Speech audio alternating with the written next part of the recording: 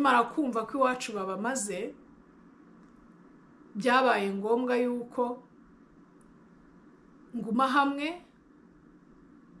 kuko bari bampishe kandi n'ukuri umurimo bakoze ndawubashimira ariko nyuma yo gukorerwa ibyo byose nkahishwa ndetse icyo gihe nta n'ikibazo nabonagamo ariko noneho ibintu byaje guhinduka nka nyuma y'imyaka 5 kunkorera iyicarubozo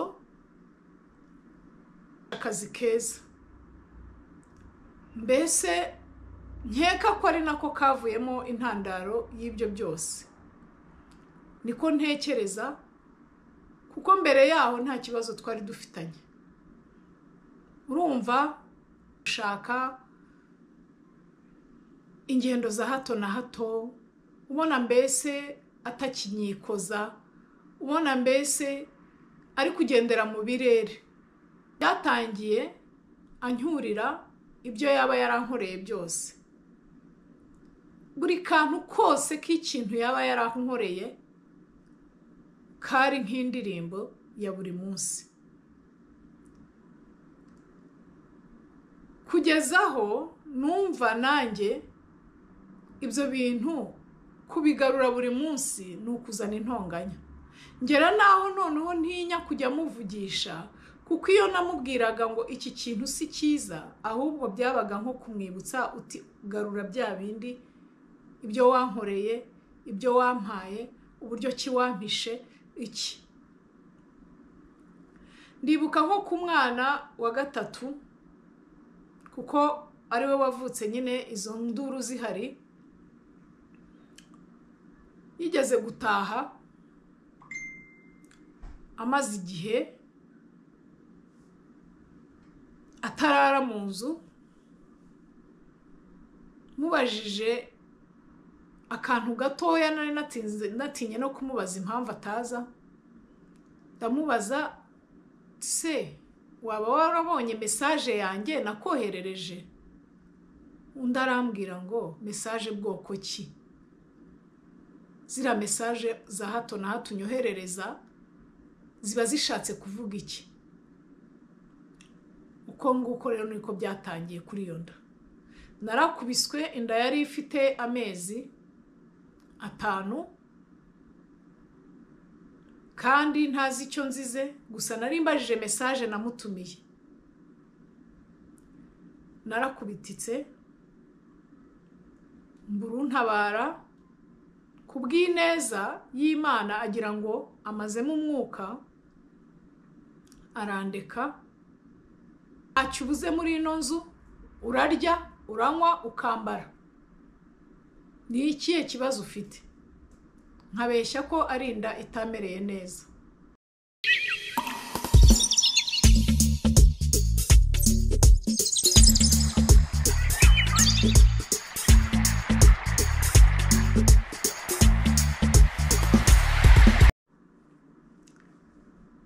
Hello guys, how are you doing? Yeah, Flora Guiza, I'm back again. Mumeze mute? Nizere ko mukomeye, ngewe ndashima Imana, nabanjye turi bazima. Okay guys. Abatameze neza nabo mukomeze kwihangana, niko ibihe bimeze nirwa mbabwira. Ni hasi no hejuru. Yawe umunsi uba wishimye ejo ukababara niko iyi si dutuyemo niko imeze ariko byose uwihanganye abona akazaza ejo. Okay guys, yes, nagarutse ngira ngo tuganire nanone guys. Jo nasohoye ikiganiro ariko nanjye ubwanjye wagisohoye ndi kugisubiramo nkumva nteye ikibazo kubera ko kubona ibisubizo by'uriya mubyeyi biragoye kandi guys niba hari ikintu kigora ni ukwishyira mu mwanya wundi ukamusubiza ibijyanye nuko yifuza gusa abataratanga komenti mwihutire gutanga komenti kuri icyo kiganiro kuko komenti zihari ntabwo zihagije, muracyakenewe kubw'amaboko yatwitabaje. Guys, ntangiye kumva ko ino social media nubwo umuntu ayizamo afite izindi purpose, ariko hari n'ibintu bamubwira bikamukoraho, nibwo uzabona abantu bamwe babitangiye nyuma yaho bikabayobera bitewe n'inkuru zigiye ziba zirimo. Ngewe nk'iyi nkuru ku bwanjye yambabaje, ariko nyine namufashije uko bishobotse, ariko namwe mugende mumufashe uko mubyumva. Guys, nkorerwa ihohoterwa rikabije cyane riruta rya rindi nagiriwe noneho igihe cy'intambara ya genocide yakorewe abatutsi. Nubwo yankijije, nubwo yampishe, nubwo hari byinshi icyo gihe kuko twari turi kumwe, twarabanaga, yes, yangiriye ibyiza, ariko noneho ntago mbese sinamenya ukuntu nabivuga. Wenda ushobora kuvuga ati se ko icyo gihe uwo muntu yakugiriye neza, kukiza isaha utabasha kumwihanganira. Nanjye niyo mpamvu naje nk'abavandimwe banjye kugira ngo mumfashe dukemure iki kibazo cy'uyu mubyeyi. Yes, inkuru iteye gutya. Barakuranye, banaziranye, bariganye, ndetse nka kwa kundi bavuga ngo baranywanye mu giturage, sibyo? Niko ngewe uwampaye inkuru yampaye. Muri uko gukurana bageze aho barashakana, n'ababyeyi bari babinezerewe, n'abavandimwe n'inshuti. Ariko mu gihe cy'intambara kigeze, iwacu bose barabishe barabamara.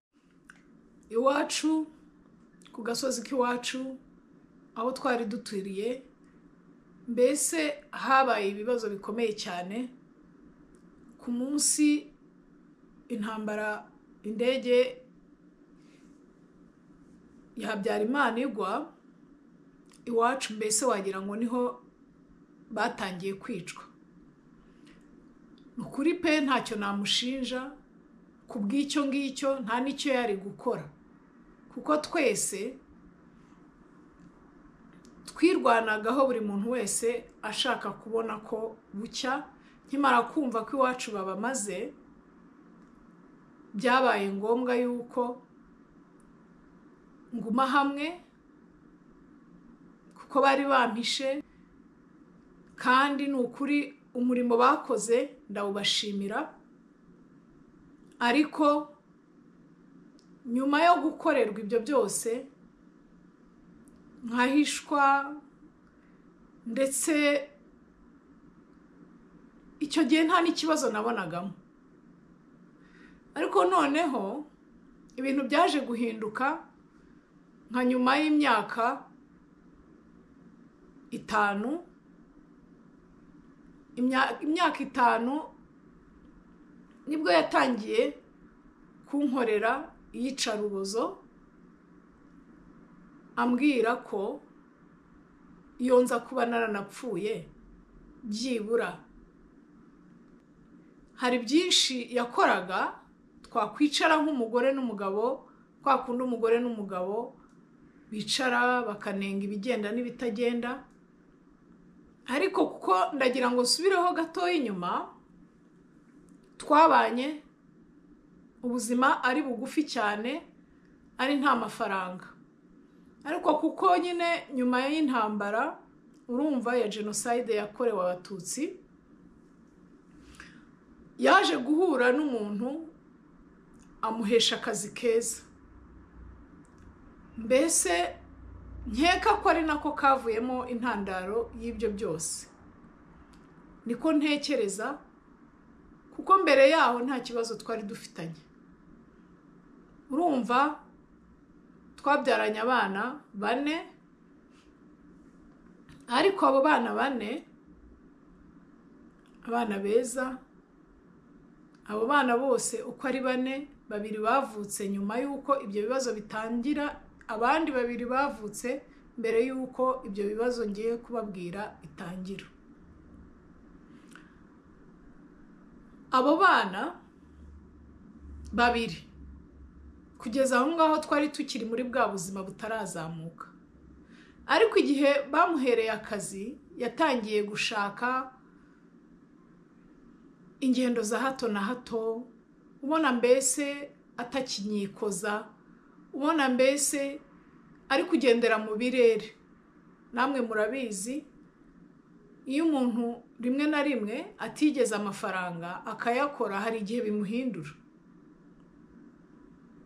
Nari nzi yuko ari nta kintu dushobora kuba twapfa bitewe n'ibyo twanyuranyemo, ariko uburyo kiyaje guhinduka nanjye byarantunguye, biranangora kwiyakira. Agitangira rero guhinduka, byatangiye ancyurira ibyo yaba yarankoreye byose. Buri kantu kose k'ikintu yaba yarankoreye kari nk'indirimbo ya buri munsi, kugezaho numva nanjye ibyo bintu kubigarura buri munsi ni ukuzana intonganya. Ngera naho noneho ntinya kujya muvugisha, kuko iyo namubwiraga ngo iki kintu si cyiza, ahubwo byabaga nko kumwibutsa uti garura bya bindi, ibyo wankoreye, ibyo wampaye, uburyo ki wampishe iki. Ndibuka nko ku mwana wa 3, kuko ariwe wavutse nyine izo nduru zihari, yigeze gutaha amaze igihe atarara mu nzu. Mubajije akantu gatoya nari natinye no kumubaza impamvu ataza, ndamubaza se waba warabonye message yanjye nakoherereje? Undi arambwira ngo message bwoko ki? Zira message za hato na hato unyoherereza ziba zishatse kuvuga iki? Uko nguko rero niko byatangiye kuri iyo nda. Narakubiswe, inda yari ifite amezi 5,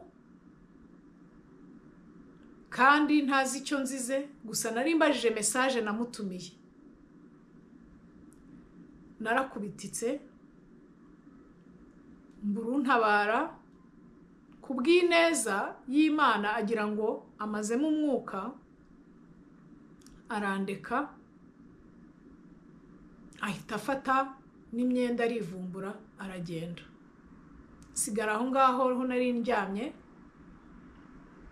Kubw'Imana umukozi wanjye niwe wabyutse, kuko yumvaga induru mu cyumba. Araza afunguye icyumba, asanga ndi hasi, aranterura, anyicaza ku buriri, ndihengeka.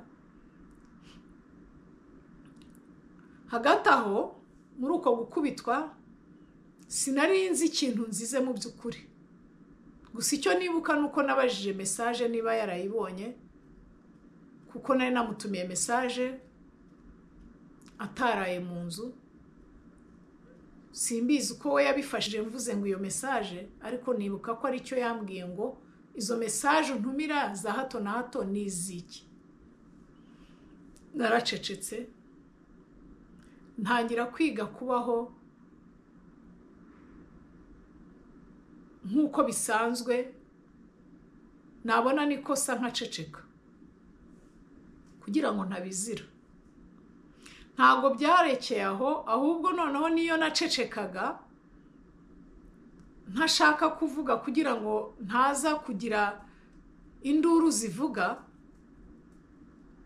yaravugaga ngo ese ngo ko wibyimbije wabaye iki, ngo bagire ngo noneho uri marayika. nkamubwira ngo simeze neza. Ni iki ukibuze ngo utamererwa neza? Ibintu byose mba nabiguhaye, amafaranga yose ntacyo ubuze muri ino nzu, urarya, uranywa, ukambara. Ni ikihe kibazo ufite? Nkabeshya ko ari inda itamereye neza. Kavuga ngo ibyo rero ni ibisanzwe, ngo si uwa mbere unabyaye, ntabwo uzi ibibazo by'abagore se? Nkaceceka kugira ngo mbone ko iminsi yicuma. Biza kurangira ntakibona amakosa ye kugira ngo ntabasha no kuvuga, kuko iyo navugaga nabiziraga, nize kubaho nkakira ibyo bampaye byose. Ariko guys, naje kugera ku mezi 7 umwana avuka adashyitse, mubyara adahari, ntazi iyo yagiye, uburyo ki inda yafashe. Kubera bya bitekerezo byanjye byo guhora ntekereza cyane niba tuzagera hehe. Byanteye rero umuvuduko w'amaraso, bituma inda ivuka idashyitse. Umukozi niwe wamfashije, bampamagarira taxi, ngenda ndabyara, ngarukana uruhinja. Uruhinja mu kurugarukana rwamazeyo amezi 2.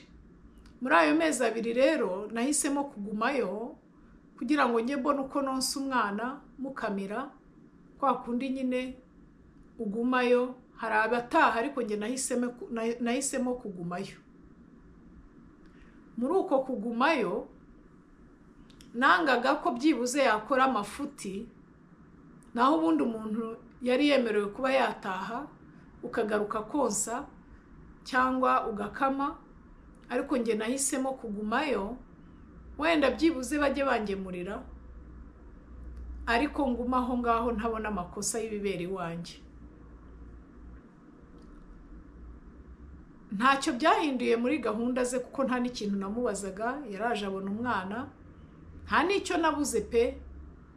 Bampaga ibyo kurya, barahahaga bakanzanira, ariko wakisubirirayo. Nahamagara umukozi akambwira yuko sebuja atari kurara mu rugo, akansura nka rimwe mu minsi 3, cyangwa akahamagara ngo abaze uko bimeze.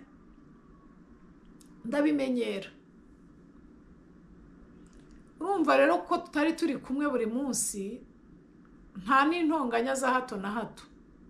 Yaritwararikaga kugira ngo n'abantu batabona ko hari n'ikibazo pe. Hari igihe umuntu yitwararika ntunamenye ko abo bantu bafitanye ikibazo, bitewe n'ukuntu bababona bazi kwiyumanganya. Ariko nyuma y'uko bansezerera ngo ngaruke mu rugo, natahanye uruhinja, akomeza ya mico ye yo kujya arara hanze, nza kugira ikibazo noneho cyo kubura amashereka. Amashereka nyabura, namwe murabyumva nk'umubyeyi uhangayitse. Amashereka narayabuze kubera ibitekerezo. Nawe mbwira umuntu natashye akajya amara iminsi 3 adataha, atambaza, kugira ngo ntakoma rutenderi nanjye nkaceceka. Haje kumviramo rero yuko mbiganiriza umushuti wanjye, twari duturanye, twanareranwe. Arambwira ati ibi bintu ntabwo ari ibintu bishoboka. Niba yaraye hanze bitihise ajya kubwira aho yaraye, dore uri kubura n'amashereka, ujye ubasha gutobora uvuge, ejo utazapfira muri ino nzu n'umutima. Numva koko nibyo, ariko nkabitinya. Bukeye bwaho ngize amahirwe arataha, ambaza impamvu ki ntavuga. Mubwira yuko mbona nta kintu cyo kuvuga, ko n'ubundi iyo mvuze ndabizira. Undi aravuga ati se uzira ibiki urongeye? ni ibiki ushatse kuvuga.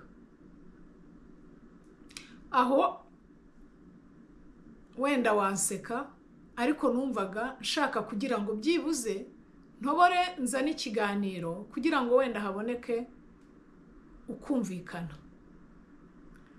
Mbese nk'uko nabibabwiye, igihe cyose nazanaga ikintu cyo kuba mvuze kugira ngo duvuge ku kintu kitagenze neza, yazanaga bya bindi byose yankoreye mu ntambara, kumpisha ubuzima ngezeho, iterambere tugezeho, komba iyo nza kuba narapfuye byibuze nibyo byamuha amahoro. Ariko noneho hakarenzaho noneho n'inkone. Muri icyo gihe rero nkimubaza, ntabwo yatinye yuko banambaze, kuko nabyawe mbazwe kubera kubyara umwana udashyitse.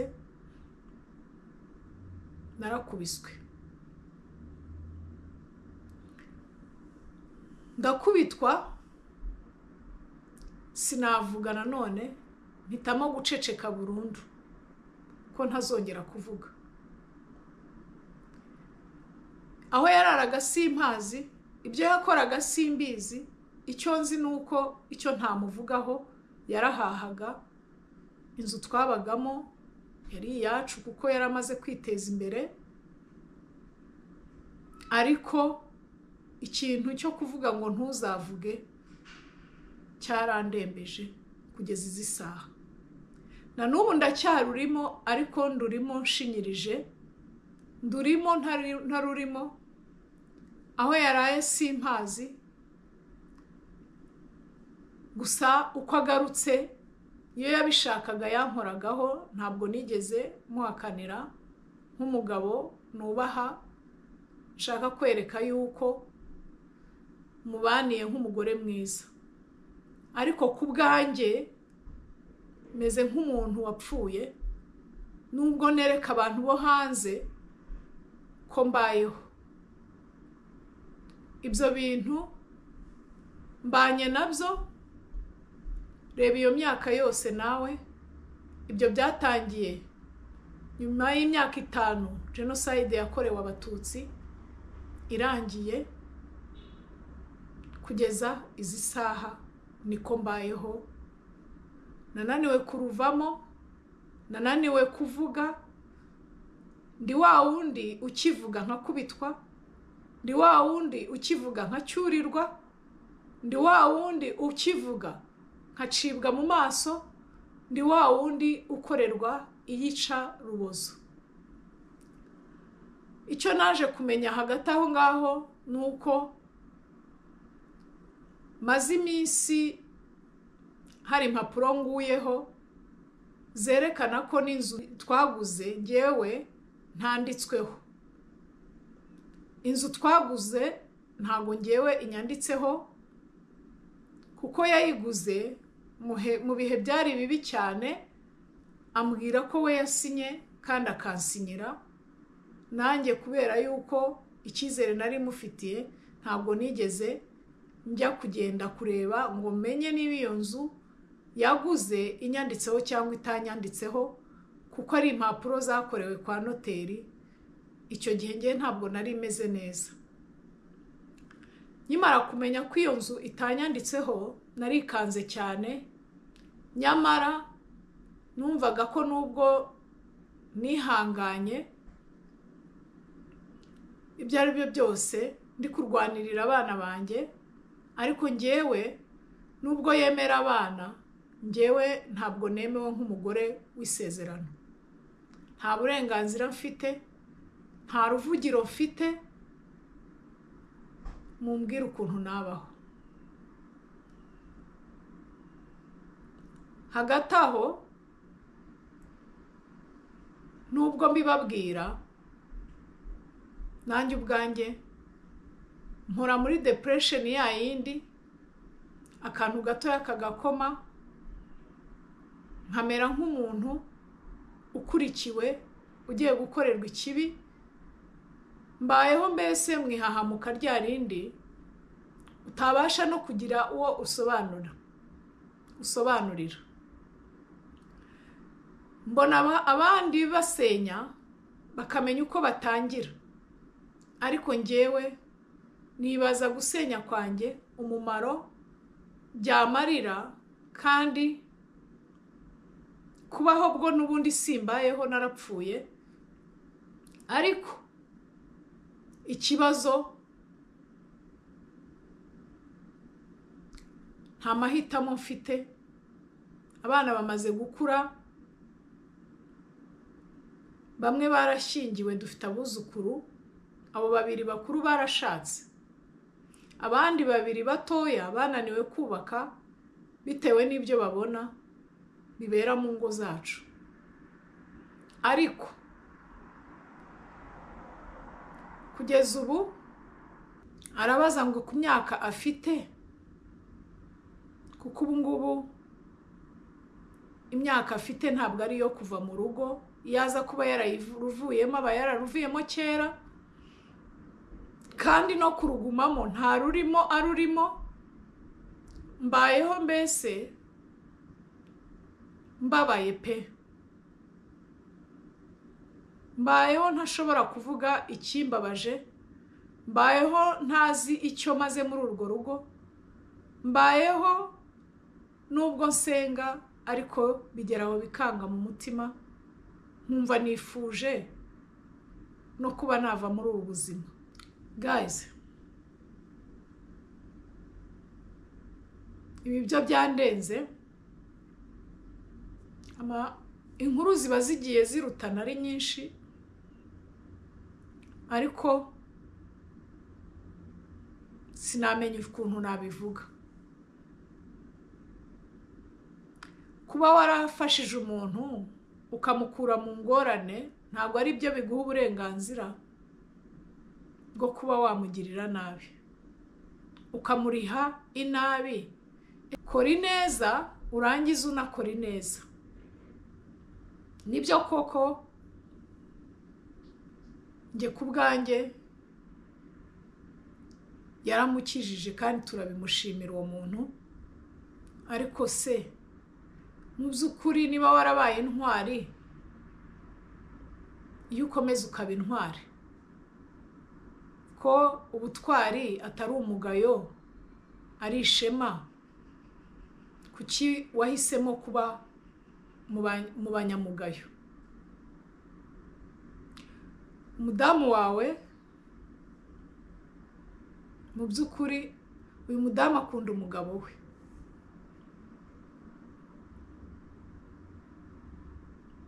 byakaba nabaye neza ngombwa ko uyu mugabo abona ko bamukunda, ariko ameze nk'impumyi. Disi afite ikintu, akaba yararozwe, ntabwo atabona amaso, kuko nkurikije iyo myaka yose bamaranye barabakwiye gusazana.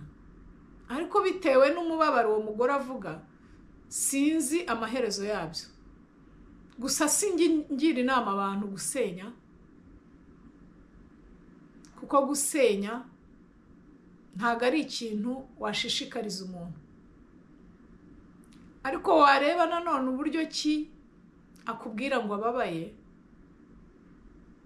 ngo agahwa kari ku wundi karahandurika. Mumfashe namwe, maze kubiyakiraho nk'umuryango wanjye ushobora kumfasha gukemura ikibazo. Ndabona noneho nubwo nishoye muri ibi bintu, hari n'ibibazo ntazajya mbasha gusubiza nkabibaharira.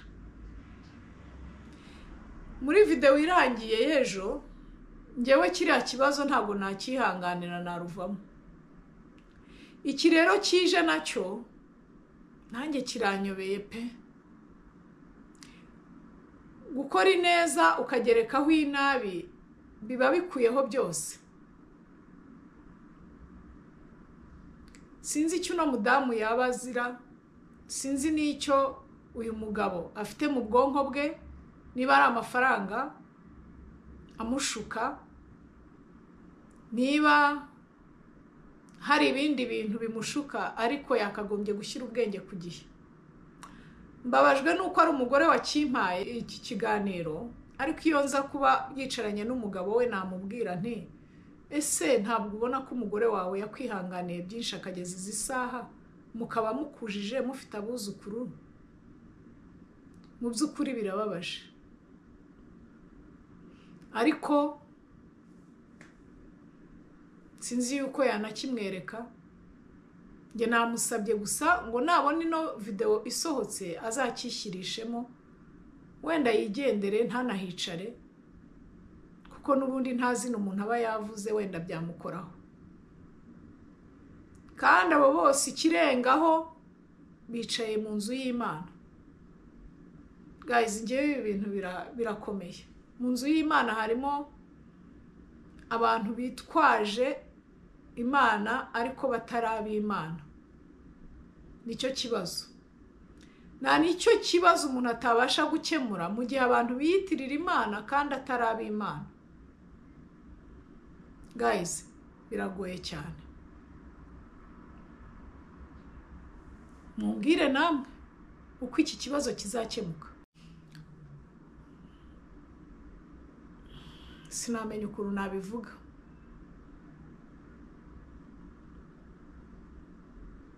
Birakabije.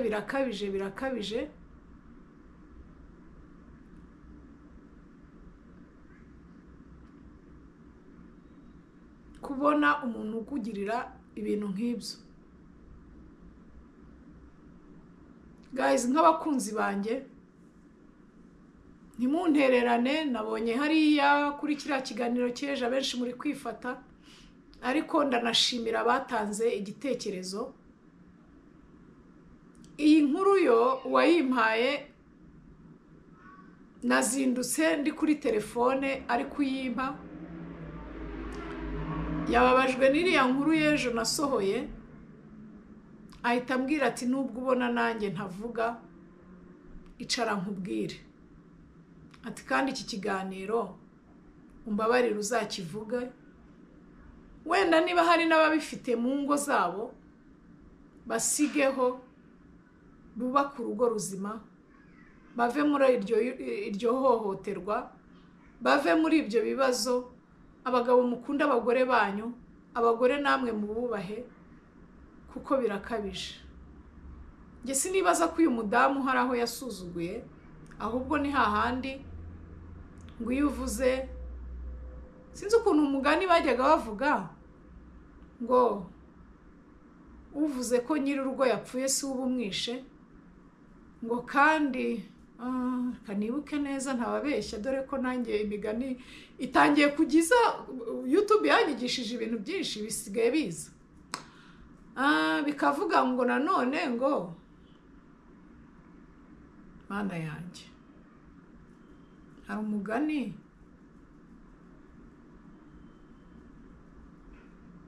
uranyobeye pe, uransimbutse kandi nari ngufite. Ngo uvuga ibigoramye, umugani uvuga ngo uvuze ibigoramye,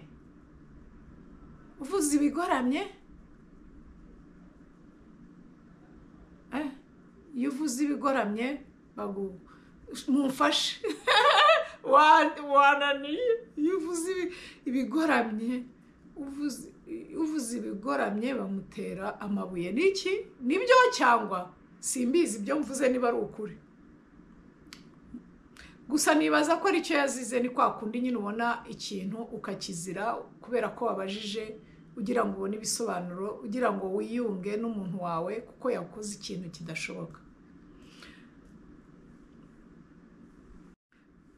Guys, rero ntabatindiye, muri make nuko bimeze. Mumugire inama, mumube hafi, kandi namwe mwubatse.